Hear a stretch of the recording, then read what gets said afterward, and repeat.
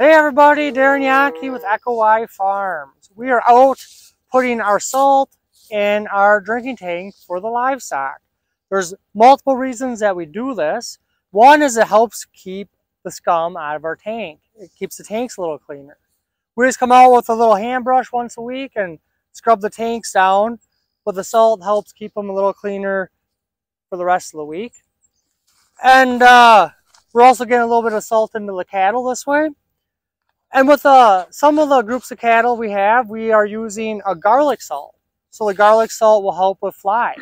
The garlic gets in the cattle system, and the flies don't like that when it comes through their pores. So the flies tend to stay off the cattle, which works out pretty well.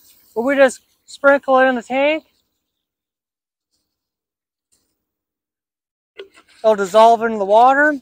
And throughout the day, this will keep getting stirred up, and it'll settle back down to the bottom of the tank. So for the most part, for a good part of the day, there's going to be salt in that tank. Because the cattle ain't going to come in and drink it empty. They'll just come in and take some sips, leave again. So there's always going to be some salt floating around in there to keep the tank clean and also get distributed to all the cattle. We normally do about 1 ounce per head.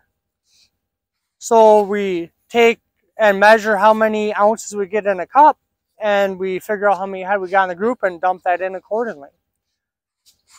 If the flies get really bad, they claim they should do up to 2 ounces with the garlic salt. But we're hesitant of putting it in the water because that's a lot of garlic in the water, and it might turn the cattle off of drinking fresh water because of that garlic smell in there. So currently we're doing 1 ounce and going to tinker with going to 2. A lot of times you can have a separate tank for a salt brine as well. So then you'd have 2 water tanks kind of, one with salt brine in it and one with your fresh water.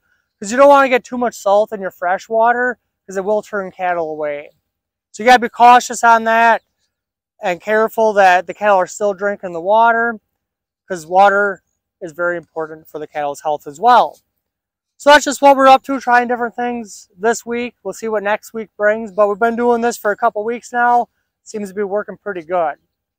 Well, thanks all for following along, and we'll see you next time.